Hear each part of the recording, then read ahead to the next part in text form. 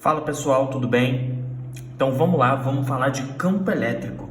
O que vem a ser o campo elétrico? O campo elétrico ele vai ser uma propriedade que toda a carga elétrica ela vai possuir. Quando eu coloco uma carga em contato com outra, a gente viu que uma próxima a outra gera uma força, ou de atração ou de repulsão. Mas o fato de ter uma carga perto não tira a propriedade da carga elétrica ter a capacidade de atrair ou repelir corpos, certo? E lembrando, é muito importante, o campo elétrico é uma grandeza vetorial, então ele vai ter módulo, direção e sentido, lembra disso?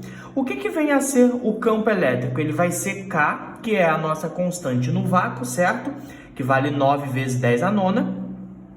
A carga que gera o campo, o módulo dela, dividido pela distância. Que distância é essa? É o local onde a gente vai medir o campo. Por exemplo, a minha carga está aqui, eu quero saber qual é a interação dessa carga nesse ponto. Ou seja, quanto ela pode atrair ou quanto ela pode repelir alguma carga que esteja naquele ponto. Então, vai estar relacionado com essa distância. Se eu tenho uma distância grande aqui, ó, eu tenho um campo menor, porque são inversamente proporcionais. Ou seja, uma distância muito grande, a interação daquela carga em cima dessa distância é muito pequena, certo? Então, o campo é um campo pequeno.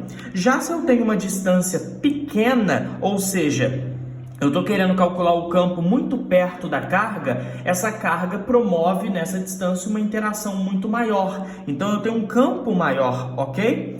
E em paralelo a isso, a gente já tinha visto a força elétrica é carga, Qzinho, vezes o campo elétrico, olha só. Mas por que a diferença daqui Qzão e aqui Qzinho? Lembre-se, essa carga aqui é a carga que está gerando o campo. Essa cargazinha aqui, quando eu for calcular a força, é a carga que está sofrendo essa ação do campo, ok? Fica isso como sugestão, combinar as duas equações. Se eu pegar aquela equação da força que já foi vista anteriormente e jogar ela aqui, eu vou obter essa equação do campo, ok? Vamos lá, linha de forças. Então, a convenção. Se eu tenho uma carga positiva, as linhas de força do campo é saindo da carga, certo? Ou seja, uma carga de prova jogada em torno dela seria arremessada para longe. Se eu tenho uma carga negativa e eu jogo uma carga de prova aqui, ela teria linhas de atração para o centro, ok? Então, linhas de atração, linhas de repulsão na positiva, linhas de atração na negativa, certo? Então, uma carga de teste aqui seria atraída para próximo a essa carga, ok, pessoal? Lembrando que a unidade do campo elétrico é Newton Coulomb, certo? Então, olha só, vamos lá. Imagina o seguinte aqui, campo elétrico uniforme. O que vem a ser um campo elétrico uniforme? Ele tem o mesmo módulo, a mesma direção e o mesmo sentido. Olha só, cargas negativas, cargas positivas, sai do positivo, entra no negativo. Todos eles aqui são iguais. Isso é um campo elétrico uniforme. Aí olha o X da questão agora, um exercício lá do Mackenzie. A gente tem aqui um plano cartesiano onde ele está dado aqui para a gente em centímetros as medidas, 40 centímetros aqui e 20 centímetros aqui na vertical. O que está acontecendo? Ele vai posicionar uma carga QA ali no ponto A. Então ele vai e posiciona aqui, ó, a carga QA. E aqui ele posiciona a carga QB, certo? E ele pergunta o seguinte para a gente, sabendo que o K é 9 vezes 10 a nona, qual é o valor do campo no ponto C? Então, o que está acontecendo aqui? Primeira coisa, eu vou analisar como que fica o campo elétrico. A carga QA, ela é positiva. A carga QB, ela também é positiva. Então, a carga QA, ela faz o quê? Ela tenta jogar o campo C, o ponto C para longe, ou seja, uma carga positiva, linhas de força de repulsão. Então eu vou desenhar aqui, ó, devido à carga QA, esse ponto C ele vai para longe. Então esse aqui é o campo devido à carga A. Mesma coisa na carga B, porque a carga B ela também é positiva, então ela tenta jogar o ponto C para longe. Só que olha só, chegou no ponto C, tá aqui o campo elétrico atuando nela para longe. Então, esse aqui é o campo devido à carga B, certo? Então, tá ali o EA e o EB. O que a gente vai fazer? A gente vai calcular eles de forma separada. Só que antes, eu vou precisar dessas duas medidas, 20 e 40. Repara bem que o eixo, ele está em centímetro. Então, o que eu vou fazer?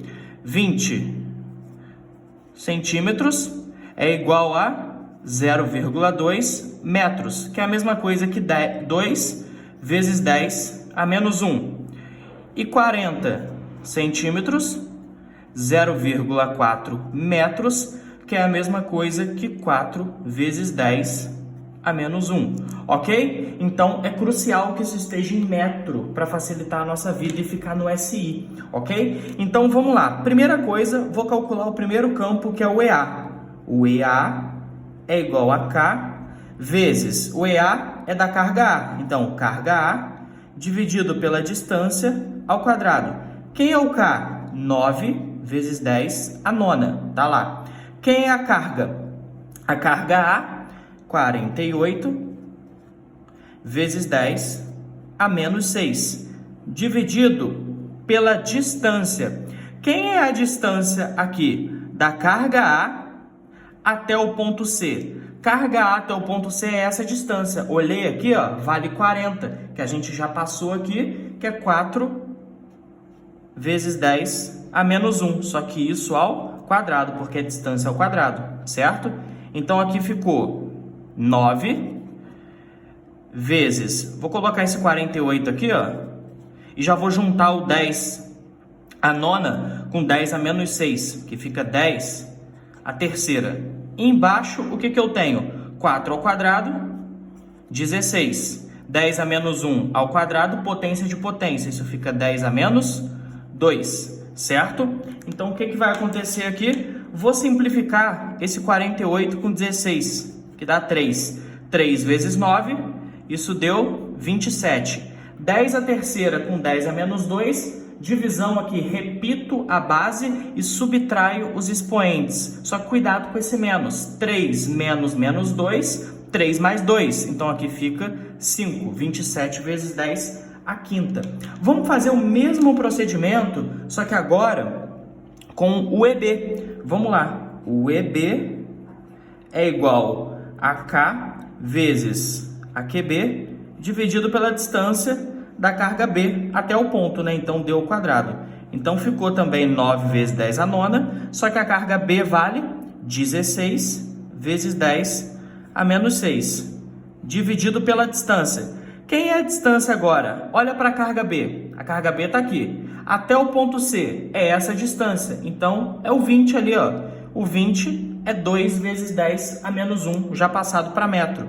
Então, 2 vezes 10 a menos 1, certo? Isso tem que ir ao quadrado. Então, aqui o que eu vou fazer? Já vou fazer aqui o seguinte, ó.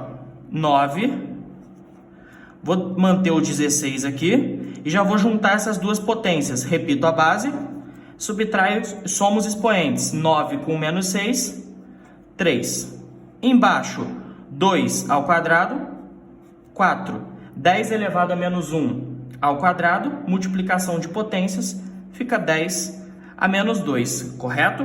Então, o que vai ser feito agora? A gente vai simplificar esse cara. 16 por 4 dá 4, vezes 9, 36, vezes... Aqui é o mesmo procedimento de cima, né? Repito a base e subtraio os expoentes. 3 menos menos 2, 3 mais 2, que dá 5. Então, beleza, achei um e achei o outro. Mas, professor, qual que é a resposta? Nenhum dos dois. A resposta é o seguinte: como é uma grandeza vetorial e eu estou buscando o campo no ponto C, é o campo resultante. Se eu olho para o ponto C, eu tenho dois vetores aqui formando 90 graus. Então, a resultante entre eles, ela sai aqui na diagonal, olha só. Então, aqui está o campo resultante. Ou seja, é só eu fazer Pitágoras. Então, o campo resultante é igual a raiz de EA ao quadrado mais EB, o quê? Ao quadrado, certo? Então, isso fica raiz de... Quem é o EA?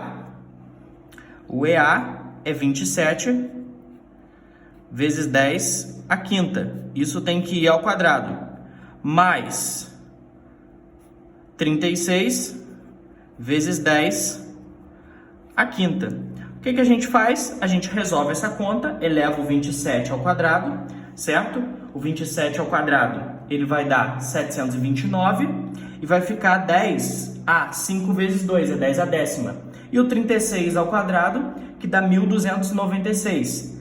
Aqui ao quadrado vai ficar 10 a décima também. Se eu tirar a raiz depois e simplificar a potência de 10 a décima que vai aparecer aqui, a resposta a gente chega em 45 vezes 10 à quinta Newton coulombs, ok? Esse é o campo no ponto C, porque é a junção entre o EA e o EB, ok? Desafio a vocês, façam essa conta e mandem aí pra gente o feedback. Valeu!